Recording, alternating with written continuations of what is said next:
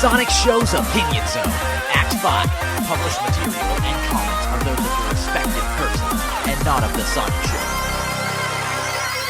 Hello everybody, welcome to a new Opinion Zone. We are going to be talking about today the recent fan games and fan engines and fan everything that has come out of the latest Sage Expo, which is slightly redundant, but hey, that's the easiest way to say it. We have with us today a special guest. Would you like to introduce yourself? Hello, I'm Lewis Clark, aka SonicYoda from SegaDriven.com.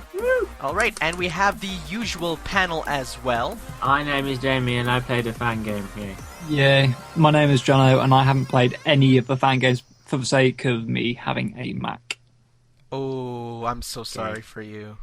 Alrighty, so we picked a selection of some of our favorite fan games from the bunch. I think we'll start off with Sonic World, which, Jay, you couldn't get to play, if I recall. Yeah, so I don't know if it's a Windows 8 thing. Right, I start the game up, everything's fine, loads the menu, has pretty music, reused from somewhere else, and then you select your character and level and whoop-de-doo, and then the game starts and the character moves, but nothing in the world is interactive. It's like a dead level, like, you walk into a spring, nothing happens. You walk through rings. I was very sad. Did you download the Purgatory Edition by accident? Yes, I think I did, yeah. Alright, so I had quite a... This is the game I've had the most experience playing, if only because I tried to record footage for it like 7 times, and each time it kept failing because my laptop's crap. But, I think it's really a really good engine. I have one big complaint about it, though, and that it is a 8-way run, where there is no... Like, because I play with a gamepad, right? I play with my DualShock 3 controller. I was going to say, so it's almost like, you know, they didn't program any sort of analog stick kind of control, so it's literally as if you're just controlling with a D-pad. Yeah, no, like, if you play it with the keyboard, it's not too bad. The only problem is, for instance, if you're running straight down a path, and you came out of a turn, you might be drifting to the left, right? So then you try to correct it by pressing right. Well, now you're drifting to the right, and so you press left again, and you're drifting to the left, and you can't easily center yourself. That's my one complaint about it. Well, the other complaint I might have is that some of the animations are a little iffy at times, but they said they're not final, so I won't, It does have a huge character roster, doesn't it? Yes, it has a massive character roster. It has... Like, who was demanding Cream the Rabbit? To be fair, though, this does what basically everyone wants from a Sonic game, which is a whole bunch of characters, but they all play differently. Like, Sonic... Similarly but differently. Yeah, like, they all have spin dashes, which is nice, so if you need to get moving. And they all can jump, and have some sort of means of jumping again in some direction. So, like, Sonic has his homing attack, he has the Lightspeed Dash, and his special move is he can drift.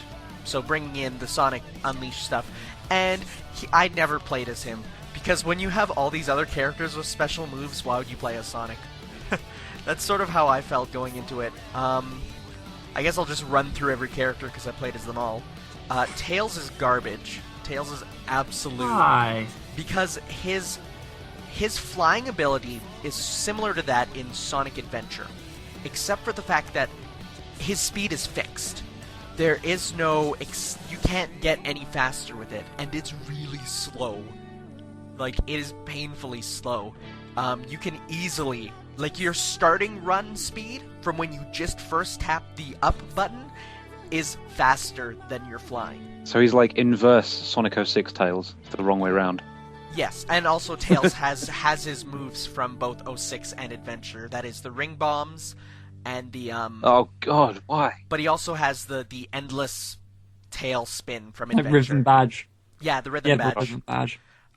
Knuckles plays pretty much like his 06 counterpart, except for the fact that he has Sonic's kick from Lost World, which is pretty cool, where you can just go down and kick an enemy. And he doesn't get stuck on walls. So that's really nice.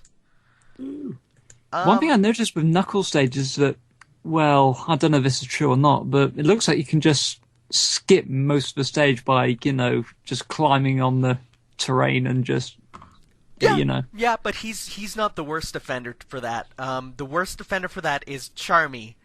He can fly forever, whenever, wherever.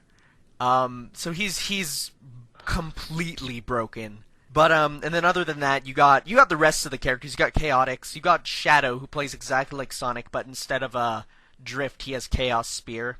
Cream can use cheese to attack. Silver is useless because his dash doesn't go very far and his levitate doesn't work well. Neither does his throwing of enemies. Omega's really slow, but other than that, he plays pretty well. And Metal Sonic Omega's in it. Yeah, it's everyone the kitchen basically. sink of characters. Yeah, it's everyone who was featured in, because they're just model rips from Sonic Generations. The only one that isn't in there is, I'm pretty sure, Big the Cat. Big. It says that. I mean, I'm looking at the page now, and it says that Big and Froggy are supposed to be in there as a playable character. Well, So if they don't work, then it's a fault of the developer by the looks of things. well, they might be unlockable, because I remember Eggman is also playable, but I didn't have him in my like roster of characters. Right. Okay. So I think they're unlockable, which would make sense because they're both pretty out there characters to be running around at the Yeah. speed of sound with. But otherwise, other than the characters themselves, it's pretty good. Like I said, Didn't really sell it as pretty good. It's got to be said. well, no, like I know I kind of accentuated the negative, but no, it is pretty good. The level design wasn't the best. A few. Oh, and rails don't really work that well. Yeah, I was gonna say. They don't grind on them, they sort of spin on them, which would be fine, but it's like you can fall off, but you don't know if you're going to fall off or not. It's just a little... Oh, it's a bit... It's awkward. I hope they Yeah. get around to fixing that. And yeah, so there's 3 levels in the demo, 2 if you want to be... I mean, because one of them is a test level, and it's just a white plane that lets you try out some of the stuff. Then you got Seaside Hill, and Final Rush, was it? Or is it Final Chase? And, like I said, the level design is... It's good, but you can tell it's tailored for certain characters. Like, you can't really do the start of Final Rush as, like, Blaze, for instance, because she doesn't have the homing attack, and it starts off with a chain of enemies. It's just hard to do. Yeah. Not very well thought through then. I found the whole balloons in outer space thing rather interesting. Yeah, I again, those are just placeholder levels, because this is an engine demonstration. Yeah. It's not the game demonstration. It is meant to show off the engine. And I think, yeah, there is potential with the engine. The only things that need to be fixed are, again, the 8-way run, which is really annoying on pad, especially when playing with a stick. And also there's no victory animations when you finish a stage. They just stand there, and it looks kind of awkward. So yes, that was Sonic World. Next up is Sonic Lost Adventure. Now, hopefully, Jay, you'll have something to say about this one. Yes. Has anyone else played this? I have. I recently did. I can't say I have. So, it's one of these numerous things coming out of the whole Unreal Engine. So it's a GTK one, yeah? Yes. So, it's actually probably one of the most interesting things I've seen. It's probably the best level design I've seen. It's based on a sort of spin of Metal Harbor. You're running around, lots of crates, and I do love the level aesthetic. Like, just the idea of the level. I think it's something that really hasn't been done in this way, at least, with the boxes and stuff. And I had a laugh when I saw, like, running through loops of these transport boxes. You know, yeah. It's delightfully absurd is the phrase I'd use with it. It's probably got one of the best lighting setups I've seen. It's all very vibrant. It's very harsh in colour, but I quite like that, actually. Rather than all these browns and stuff, I quite enjoy it. This whole Sonic GTK thing, it probably controls one of the better 3D setups we've probably seen out of fan games. It's not perfect by any means. It requires a lot of manual camera control to not run into things. Right. So for instance, if you're running down a very long path with a long corner to it, it's down to you to turn the camera to face the way the path's now going. And is it sort of mouse and keyboard? So mouse for camera? So basically you're using the mouse for the camera and the left button to jump. Okay. And then you're using, I believe it's just the arrow keys. Yeah, just the arrow keys. So basically all your controls are pretty much in the mouse. And Yeah. you're just directing the character himself. Basically just pressing forward. Right, and right. he's doing the rest. Pretty good level design. I think this is easily the best level design I've seen out of this engine to date. I can't think of anything else that compares really. Goes from 3D to 2D as well. I think he's used everything out of the assets that the engine has provided. How does it compare to Endless, for example? Well, we might as well talk about Project Endless as well in the same breath because they are basically the same thing. Same engine anyway. Yeah, same engine but different level design. Yeah, different projects. I like Lost Adventure because it's actually more traditional in its the level design. It's got a point A to a point B. Right, okay. And stuff to do, you know, jump here and go through this loop and stuff. Whereas Project Endless is just very boring. That was my one thing. It was like, so I go in there and I'm like, okay, let's run wherever I want. But then it's like, well, wherever I want is just kind of green hill texture. Yeah. Like, not even green hill, but just green on hills. Yeah. So it's literally just a big brown map, and there's no point to anything. It's very pretty.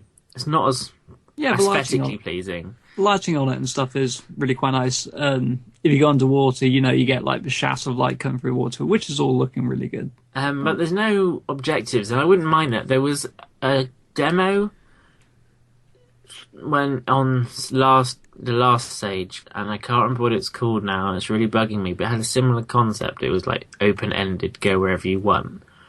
But in that one, it felt like there were specific landmarks that you could aim to get to.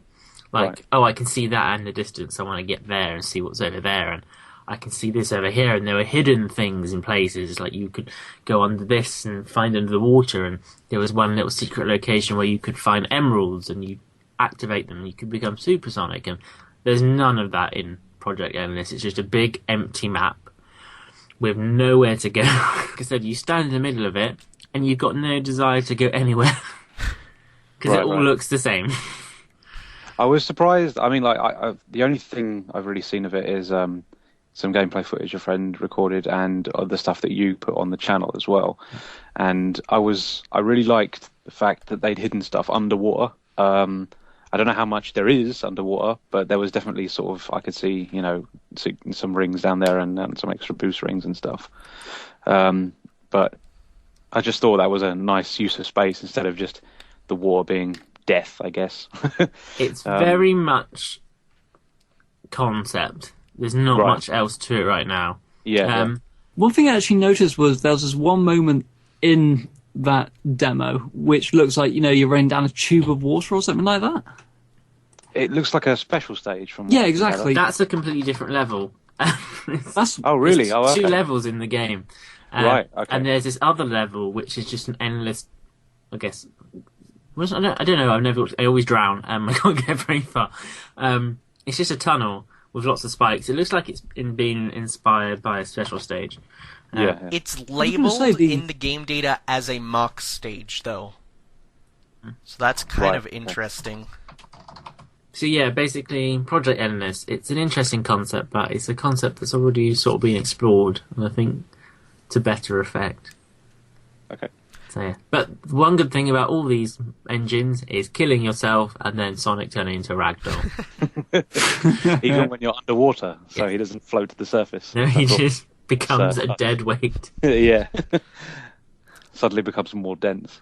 If we can go back to Sonic Lost Adventure for a second, because I did get to play that a bit. I don't know if I did this right or not, but for some reason, in my 3 times playing it, the transition from 3D to 2D did not go over very well, to the point where the up button on the keyboard in the 2D section, pressing up would make me go forwards, but pressing down would make me crouch. Oh, okay. Essentially making it so I couldn't turn around. Best way to do it was when it was about to transition was not press anything. Because otherwise it would seem to reassign the buttons in really weird ways. In some situations, when I was crossing back from 2D to 3D, if I was holding down buttons, the game would just crash. That is a GDK thing, as opposed to the Lost Adventure. if I'm getting this correctly, that's like a level in what's going to be a full game. If they put out cool level designs such as the one seen, because that was what got me, was the awesome level concept. Right. True that, Edge. Okay, next up we have Edge of Darkness. I played this one. I played a As have little I. bit of it, just a little bit. This was one of the ones I just sort of touched. I really enjoyed this one, actually. I thought it was a little bit tighter than Time Twisted. I haven't actually got a chance to play the update of Time Twisted that went out. But, I really liked Edge of Darkness. It's really nice graphically. It's all custom graphics in the sort of 16-bit style, so it looks very pretty. I kind of like the fact that the characters look like they have like a little black outline. I don't know what that is, but yeah, it looks like they have like a single pixel line outline, and it makes them stand out quite nice. Just things like the sort of ghosty trail that leaves behind you as you sort of jump. I think that looks really. It's a nice effect, and it really came across quite nice. See, well, you said like the white outline is nice to differentiate from the background. I had the complete different opinion. I think it sort of made them stand out, but in a way it almost looked like they had a different art style. And to me, it sort of felt like it was, they just felt kind of out of place. It wasn't, mind you, it wasn't something game-breaking, but personally, I would have liked to see them match the... And even it sort of felt like to me, they, even beyond the outline, had a different art style. Because they had a very 3D-esque look to them with the way that the sprites were shaded. And it sort of felt like the backgrounds and the levels themselves didn't as... If they did, it definitely wasn't as noticeable. And so, again, it just sort of felt like different design choices entirely. And so to me, it sort of kind of... It didn't gel for me. Okay, no, that's fair enough. The thing that it's very sparse to have games that have custom graphics, and that's true. Yes, I do honestly favour it over the standard, using existing tile sets and maybe just chopping the colours around or piecing them together with other stages. So I had a lot of respect for them for actually at least drawing their own pixel art and making the stages look original. I can see exactly where you're coming from. It wasn't such a big issue for me personally, but I can see what you mean. The sprites definitely look more softly shaded. They remind me of the chaotic sprites actually quite a lot. But yeah, no, it was a nice little demo, and both stages were something different, their own gimmicks. Just a nice little game. Certainly one of the better 2D offerings. Now, one thing I noticed, and one frequently commented comment, was that the pace of it seemed quite slow. Would you agree? Or disagree? It felt like a traditional Sonic game, I suppose. There's no sort of boost mechanics, or I think the only thing that you can really use to gain speed is a spin dash, which is fine as far as I'm concerned. I thought it was quite nice.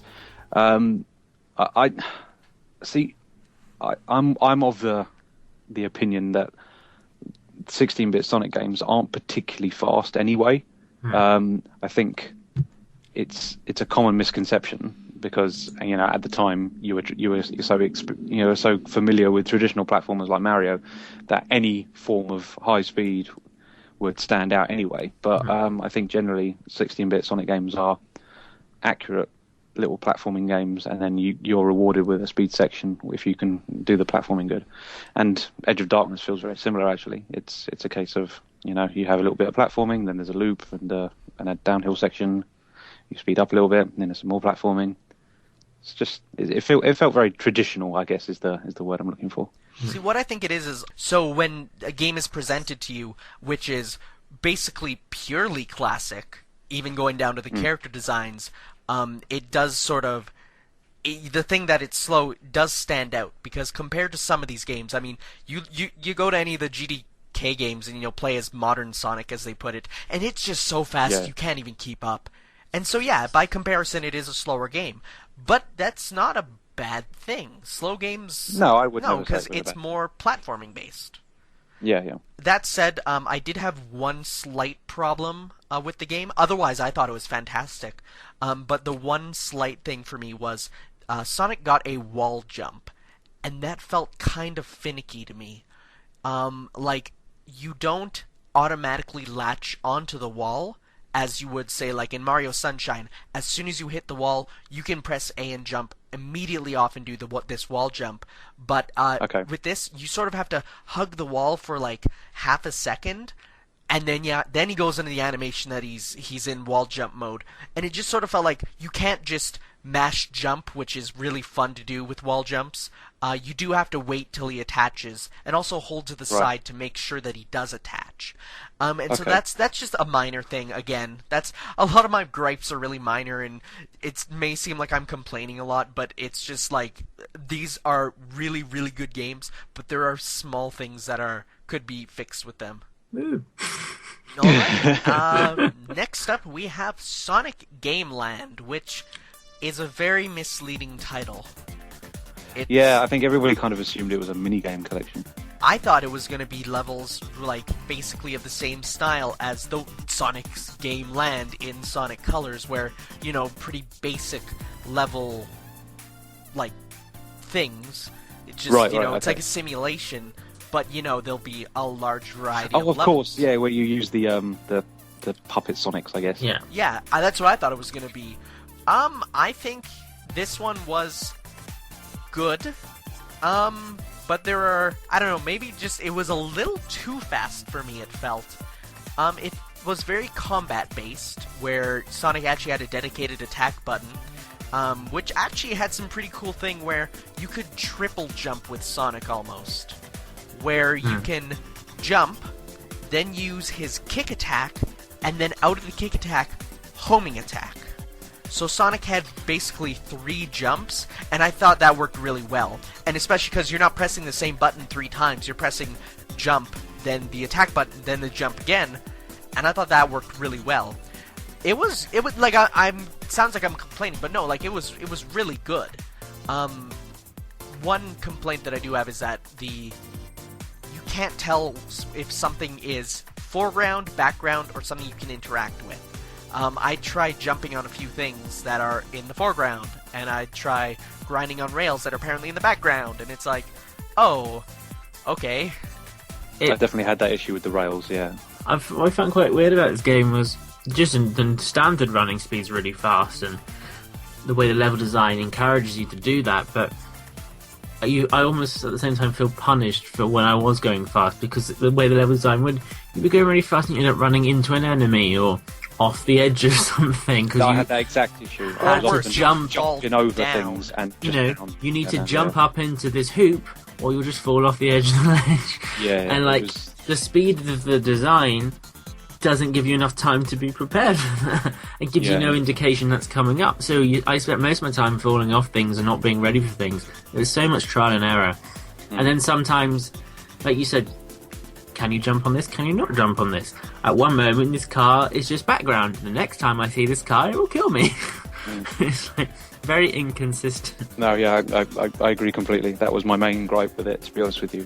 I didn't experience that as much in the time attack stages. I thought the story stage itself was, it was set up obviously for some precision sort of platforming and grinding, especially. There's lots of sections in the grind rails where you have to jump across the section to then hit another, and then it sort of sends you off somewhere else. And that was quite difficult with the way the mechanics work. What with it being so fast, you ended up jumping over the rail completely, or just falling down a pit somewhere. This is a very odd choice to do precision gameplay, but with high speed. No, completely. But the time attack stages that are there as additional things, I actually enjoyed a lot more. They didn't suffer from that nearly as much. And I think the other thing is as well, the flow of the story stage was kind of broken a lot by the fact that it was telling you how to play the game, which I thought was a little bit redundant for a community that plays Sonic games. You don't really need to teach me how to play Sonic game again. There's a lot of me smashing buttons like please skip text. I don't want to. There's no way to advance the text, and I was like, oh, that's a bad move. Don't tell me how to move. I can work this out. Yeah. No, but otherwise, I mean, it was definitely not a bad game. But it was a good game. I'd say it was above average, and again, I liked it was using advanced style graphics, and it actually made them look quite original. Whereas usually with advanced fan games, they just kind of piece the bits and pieces together from existing ones, because I think they're a lot more difficult to edit. So yeah, this generally looked a little bit more original than your average advanced fan game, I think. And the only other thing, really random niggle, and it doesn't really matter, but it bothers me because again, I don't like inconsistencies. Don't make a whole menu navigation through our menu inputs and then make characters select on time attack require a mouse.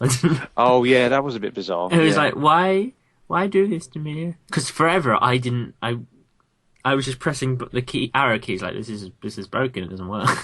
Yeah, well, I mean, the first thing I did was set it up for joypad controls, and then I was like, well, why isn't it moving around a menu? But it was like, oh, it's because I've got to use the mouse. So what was the point of setting up the joypad? Just that one menu in the whole game. Yeah. That's the one thing you had to do right. But yeah, I enjoyed it. I like the different characters. It's interesting, I liked it. I think it was a good effort, and clearly a lot of effort put into it. Yeah, definitely. I'd like to see more. I'd like to see a few more levels and stuff. I think there's a lot of potential here. Completely. All right, and the final game we're going to discuss today, the one that came out of nowhere, and I don't think a lot of people even batted their eyes at, but I personally took a loving to, we have The Rock. Oh my gosh, I expected with this. Huh? What on earth happened to this? Or what on earth... How did this come about? Well, I expected this to just be sort of like a parody Sonic fan game, or like maybe just like a hack of Sonic 1 where you're a rock, or like the enemies are also rocks, and I don't know what I expected, but I didn't expect an actually incredibly fun Sonic engine. But wow! Like, the level design worked with this basically Sonic Rush on steroids sort of design, and like you're just flying around as this rock, and you're just destroying enemies, and I'm playing this and I'm like, this is genuinely the most enjoyable thing I've played out of Sage. And it's like, you're just fast, and you're a rock. And it's like, oh, but there is a second playable character who is a flower, who has a double jump and not the homing attack, which is kind of sad, but whatever. The Rock is the best character anyways. I had so much fun with this title, and I want more. I want a Rock trilogy that can be burned onto like a disc and distributed to my friends, and I enjoyed this game way too much. I did play it. Possibly not as enthusiastic as Tanner. It was a really good game featuring a rock. Well, I brought this up prior to we started recording, but it's made by the same person who did Sonic Black Ace, which I also thought was very, very good. And I'm assuming that it probably uses the same engine. Because Sonic Black Ace is also very, very quick. Lots and lots of crazy stage designs, and using the gimmicks as the best as it possibly could. Now that you mention it, I am fairly certain it's the same engine. Okay, yeah. Because that Sonic Black Ace is an absolutely brilliant game, and another one I think that was quite overlooked. And yeah, I think I obviously need to go and check out The Rock now because I haven't got around to it yet. But Game of 2014. But I think we're getting slightly off topic. We will wrap things up. I just wanted to discuss one final point before we go. All right. And it's a genuine interest. I'm interested in your opinions and such. I've been following Sage for many, many years. Like, since I was a tiny, tiny child, before Tanner was even born. Wow, that is long ago. Yeah. It's like 4 years ago. And Sage used to be a huge deal. It was the E3 of Sonic fan games, and Sonic fan games were a big deal. Never got finished. Just this eternal selection of demos and stuff. But everyone was out to build Sonic 4. In fact, someone did call their game Sonic 4. I think many people called their game Sonic 4. But listen, times have changed. Sega have made Sonic 4 now. The community has changed a lot. And I'm just curious, and Sage now is only happening every 2 years. Is fan gaming on a decline? I don't know. I wasn't around for the heydays, if you will, of when it was a big thing.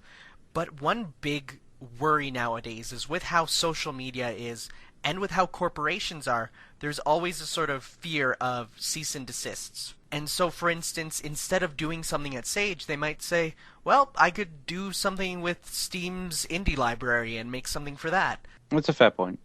I mean, for me personally, I think there is a place for it. I've watched it grow since, when did I first see the first one? Probably 2000. And the comparison is just ridiculous now. It's come such a long way.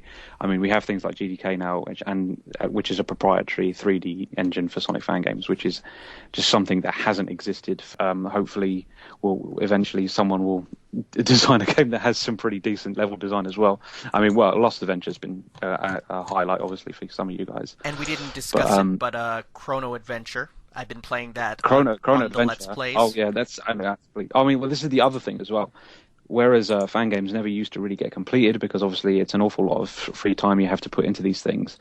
There are some real dedicated developers like Lake Fepard who made Sonic Chrono Adventure who are actually completing fan games now and making full games essentially. He's made 4 on his own.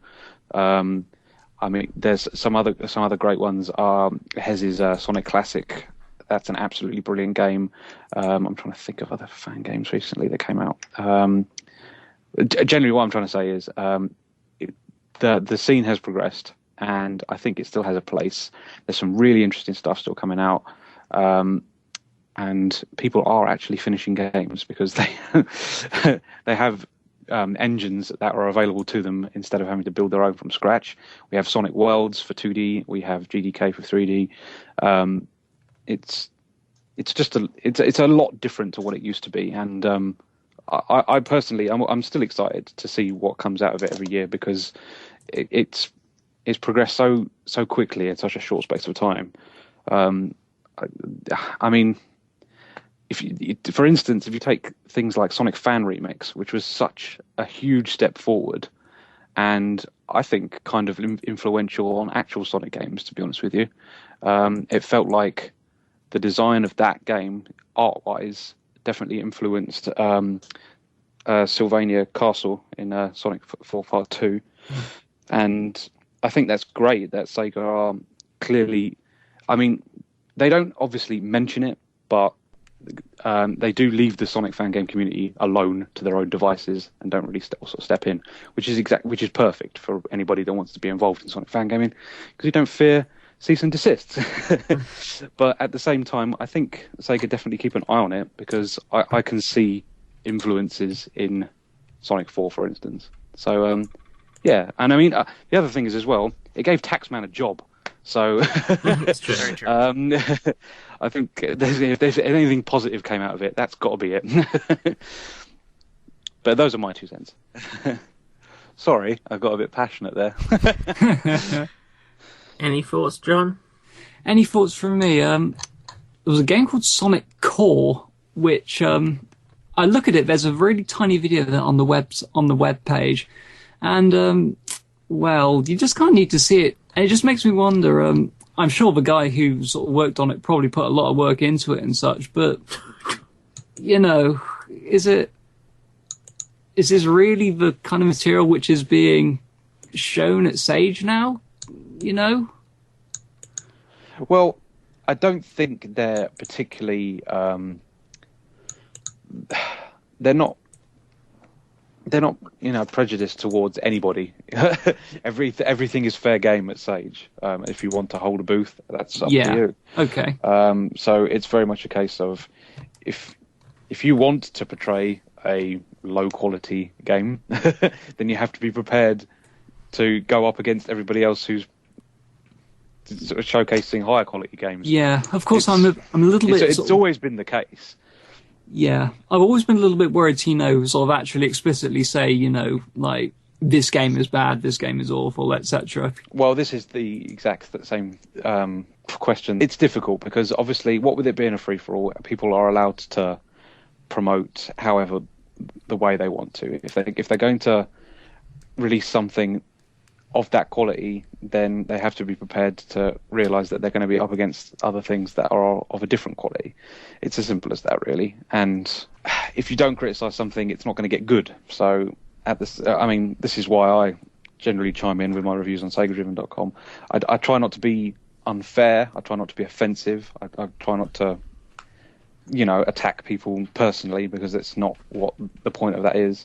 If I feel that something hasn't been developed to a high standard, then I'm going to have to tell you and make it clear as to why that is. So, I did that specifically today with the roundup I did earlier this evening, because I reviewed a game called Bingo the Multiver, which is there. I don't know if anybody played that one. Downloaded it, didn't play. Yeah, it's more of the idea, I think it's very similar in concept to Freedom Planet in that it's influenced by Sonic, but is actually given a sort of independent game look of its own. So it's got an original character and it's not using Sonic characters, but it obviously plays like a Sonic game. And yeah, it's not particularly built very well. The collision detection is very strange. The way you interact with the environment's a bit odd. You stick into walls and surfaces. It clearly hasn't been tested to a great degree. And I've said that, and hopefully if the developer can take criticism, they'll take it on board and make a better game instead of just chucking up any old rubbish, because it doesn't impress anybody really. But that's just me talking as a critic now. Sorry. Well, I think on that note, so since you're the guest, Lewis, would you like to close us out? If you would like to read up on some of the games that were available at this year's Sage, you can go to SegaDriven.com and read the 4 roundups that I have done, which highlight 8 of the games that are available. SegaDriven.com. It's good. See you guys next time. Bye. Bye.